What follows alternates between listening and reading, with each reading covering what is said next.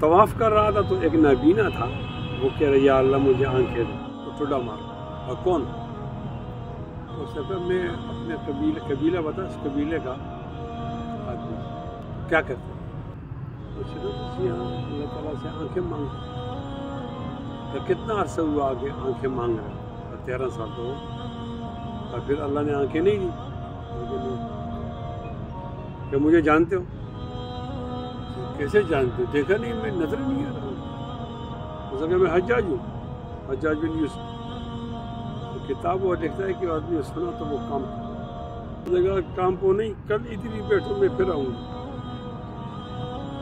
اور تمہیں اگر آنکھیں نہ ملی ہو نا تو میں تمہارا سر کروں۔ اگلے دن جب آیا تو اس نابینے کو آنکھیں دی تھی۔ سبحان اللہ سبحان اللہ۔ نے پھر ٹوٹا مارا، آنکھیں مل گئی۔ اس نے کہا سچ بتاؤ تم نے رات کو اللہ تعالیٰ سے کیا کہا؟ اس نے کہا میں نے اللہ سے کہا ہے کہ یا اللہ پہلا تو میرا اور آپ کا معاملہ تھا، اب درمیان ایک اور آدمی آ گیا۔ ہمارا آپ کا یہ معاملہ تھا کہ ہم نے آپ سے کہا کہ آنکھیں دو، آپ نہیں دیتے، میں گزارا کر رہا۔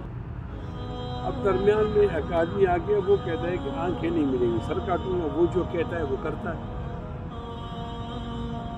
اب اگر میرا سر بچانا ہے تو مجھے آنکھیں، اللہ نے مجھے آنکھیں۔ اس نے کہا منافق آدمی 13 سال تو اللہ کے ساتھ گپ لگا رہا تھا، صحیح اخلاص سے دعا تو تمہیں راتوں کی ہے،